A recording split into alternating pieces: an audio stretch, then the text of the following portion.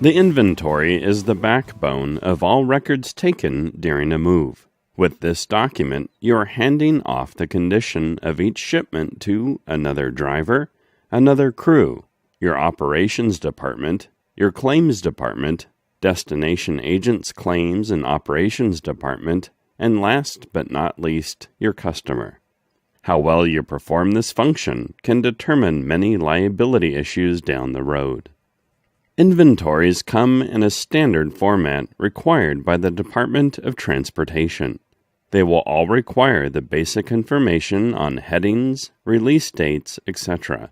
The descriptive, exception, and location symbols may vary slightly, so check for the differences between our lesson and your inventory. For the purpose of our lesson, we will use the generic van line's standard inventory, and will employ the methods taught by other van lines with their procedures. All items use a tag system that matches up items with specific numbered lines. You are required to use a black or blue ink pen. When preparing an inventory, you must bear down, as you will print through 3 to 5 copies at a time. Take your time and print neatly. Most large carriers produce the inventory in 2 different forms.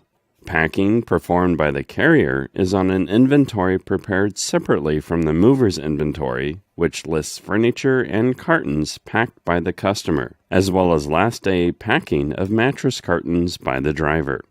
Let's look at how the mover's inventory is constructed section by section. The first section to fill out will be the top or the heading. The box in the top right section is for the bill of lading number. Below this is a section for the customer's name, origin address, and destination address. There are 2 boxes for current page and total pages. Leave that blank until completed. If it is a government job, add the government bill number in the appropriate box. Below the heading, there are 3 boxes that contain codes or keys to interpret symbols you will be using. These symbols and numbers will correspond to descriptions, exceptions, and locations. It is critical you familiarize yourself with all of these symbols, and keep in mind that different carriers may differ on some of these symbols. You must memorize the symbols where you work. For this exercise, we will use example number 1. Incidentally, you must always explain these symbols to your customer and how they work when you first start your inventory. If you do not, your customer will be confused and may quickly come to distrust you because they may not understand what you are doing. Take 3 minutes and demonstrate on a well-worn piece of furniture how you list exceptions. Make sure the customer understands. Let's look at the descriptive symbols first. CP is carrier packed. Your company packed this box. PBO is packed by owner, which also refers to an item still in its original packing, having never been opened. CD is carrier disassembled. Someone from your company took this apart. You'll need to put it back together. DBO is disassembled by owner. Your customer took this apart. They get to reassemble it. PP, which is professional papers, usually military. PB is professional books, usually military. PE is professional equipment, usually military. And MCU is mechanical condition unknown. This may also be found in the exception symbols box as CU. Other symbols commonly found are UPH is upholstered. Other agents may use OS or overstuffed. RTA is ready to assemble, which also means new in the box. The customer gets that one too. Exception symbols are in the second box and are relatively easy to memorize as the first couple of letters will basically tell you the exception. Let's take a look at the common exception symbols from our generic inventory. It is important to keep in mind that different carriers will have either additional symbols or possibly less. It is also important to remember that you may use words to describe any condition, location, or situation. Don't hesitate to use as many lines as needed. Drivers have used 10 to 15 inventory lines for a single piece of furniture if they wanted to cover their backs with particular customers. These drivers get no claims. Remember, you will have furniture with wormholes in the finish. Other dents, gouges, or burns may be inside the finish. Use words when symbols won't cover your description adequately. Another point to remember is that some residences may be too dark inside to take accurate exceptions. Bring these items outdoors to inventory. The exception symbols have these meanings. BE is bent. BR is broken. This is used when a part is physically broken, not in reference to mechanical problems such as a broken leg or broken glass, and so on. BU is burned. CH is chipped. You must specify the type of damage, wood, veneer, and so on. A chip is usually the result of violent action, not normal use. D is dented, usually a depression in the surface with the finish left intact. If the finish is not intact, it is a gouge. F is faded, usually on a carpet or upholstered furniture. G is gouged, with damage to both the finish and the wood. Parts of both are missing. Reapplying finish would not fix this problem. L is loose, usually referring to wood joints or fabric on furniture or lampshades. If the joint is separated, it is not L or loose. It is BR for broken. M is marred. Something has been added, such as a heel mark or water ring. MI is mildewed. MO is moth-eaten. If there are signs of insect damage or manifestation, notify operations. P is peeling. R is rubbed.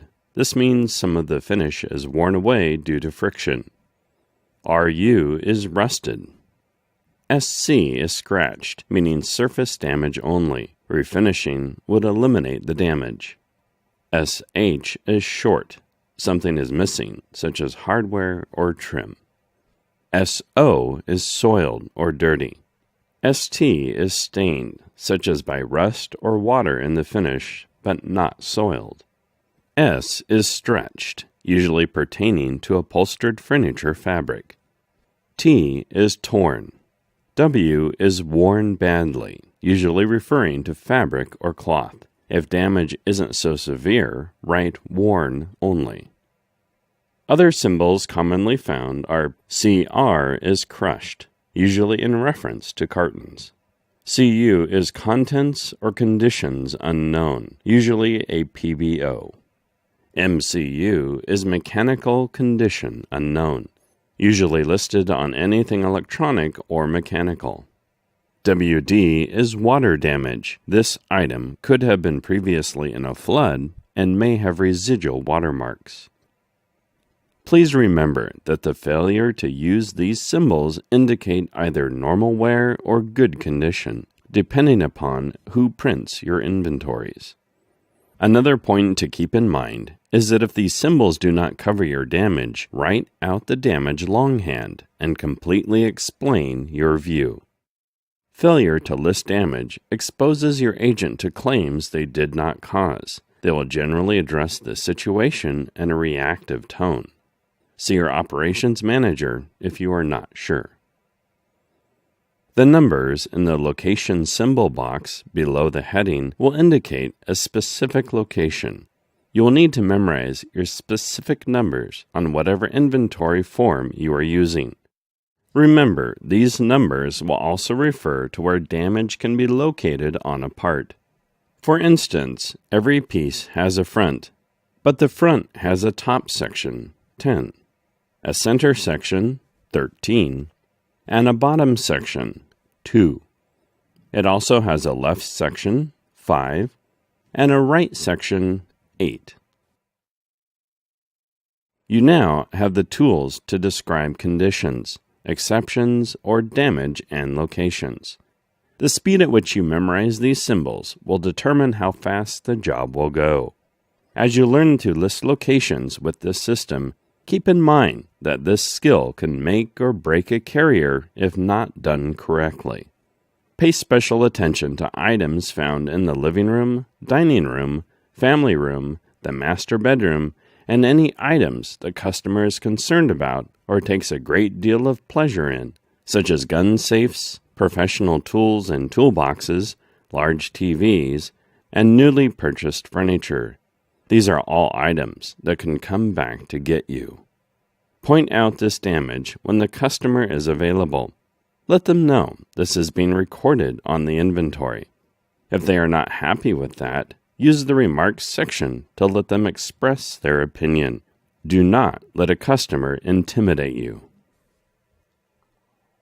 Before we go any further, we should point out some differences that different carriers may have regarding direction or parts. Rule number 1 on direction. Most companies determine left or right by how you face the piece of furniture. Some will say it is in how you use the piece of furniture. This mostly applies to something you sit in or on.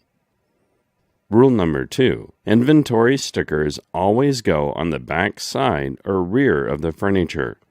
If you have a piece of furniture with no discernible front, back, or side, wherever you place the sticker is now the rear. If you face its opposite side, you are now facing the front. See your manager if you don't understand this. Another point to remember is that you can use as many lines of the inventory as you need to cover the damage you are writing down. Most companies have you put all of the tags on the rear of the piece. Some will have you put it on the paperwork. See your operations manager for a final determination. If you tag and write up a piece by accident, or the customer changes their mind, you must void the item. Remove the tag and place it on the far right column of your inventory sheet. Draw a line through the item on your inventory and write void on the line. Have your customer initial it as well. While you are doing your inventory, you may come across several items with the same damage, such as cat claw marks or paint droplets on a full kitchenette set. There is a section below the main body called Remarks. This is the perfect place to list all of your common exceptions. When you tag and list these items, simply put an asterisk next to the item. Then, put an asterisk at the Remarks section and list the damage. Be sure to point this out to your customer. Below the Remarks section is a separate line used to record your tag information. Most carriers will keep this part up in the heading section. It will require noting what color stickers you are using, the lot number on the tag to prevent confusion with older tags that may be still on the item, and the tag number range used on this particular page. Usually a 30-number unit unless it is the final page. Going up above the Remarks section, we have the main body of the inventory. It has 5 sections. This is the critical section that will require your utmost attention. Let's look at how we fill this out. The first column is the item number. For this exercise, we'll use a complete roll of tags, although for small shipments, your partial rolls are ideal. Start with a 0-based number, tear it off, and place it in the far right column. This shows the actual color, lot number, and starting number. Now complete your item column. In this situation, we will be adding the numbers for 10, 20, and 30. We will mark this at the bottom of the page in the tag section, and we will note this is page 1 in the heading. This is where you would usually explain to a customer how an inventory works, pointing out the symbols box, then tagging a piece of furniture and listing the exceptions, taking them step by step through the process. This is important. These are their earthly belongings, and they deserve to know what is the condition for liability purposes. Next, we have the articles section where we list the item we tagged. Don't hesitate to be very descriptive of the item. After all, what will help you locate this item if the inventory sticker falls off? Is it easier to find a small box or a small white banker's box? There may be 3 sofas. use a color or pattern in the description. Remember, all of this has to check off at some point. Make it easier on everybody. Show counts on items like yard tools, golf clubs, and other collections of items like sofa cushions. For instance, was it a 2 or 3 cushion sofa? Remember to circle numbers used to indicate a count. Don't rush your printing. Bear down through your copies and look the item completely over, including items against walls. There may be a descriptive column in the center of the main body on the inventory sheet. It holds the descriptive symbols for carrier-packed, shrink-wrapped, or packed by owner, which may refer to items other than cartons.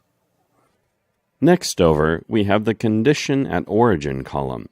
This is the toughest part, but it gets easy after you memorize your locations and exception symbols. When you see exceptions other than normal wear, you will list the section or the part of the furniture that has that exception. Then you will list the exception symbol for the damage. Finally, you will know where the damage is on that section. Do this for the entire item. Use as many tags or lines as you need. Place tags on the rear of the item and draw a bracket on your inventory to indicate how many lines used. Go through every room, sweeping in a constant direction. Immediately list any item you tag. Coworkers may bring you pieces to tag and write up during a load. Do not get rushed. Complete write-ups for any tags you have already applied. If you get ahead of yourself, you will miss an item which may get lost or claimed with damage that was already there. It is important for liability to ease and check off at final destination that your count is accurate. Now, here's the important part. As you finish each page, sign it and let the customer look it over.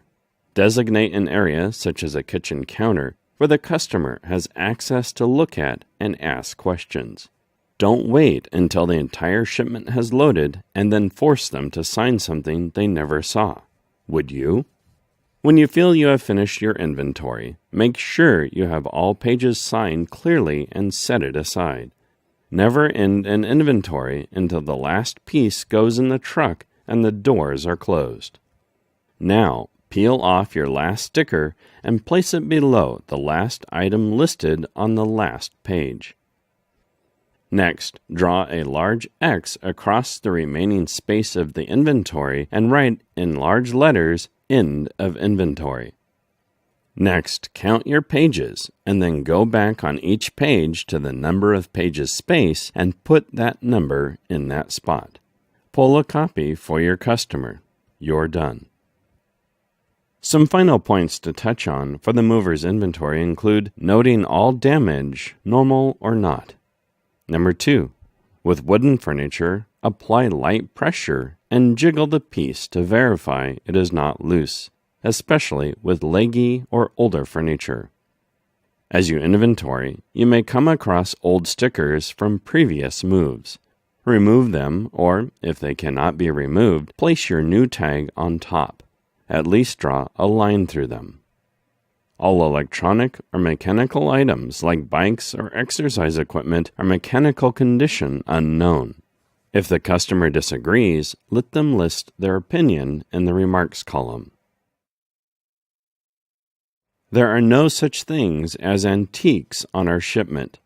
Customers would need to have a certification from a licensed qualified dealer, and if they do, we need to call the office to get a high-value inventory signed.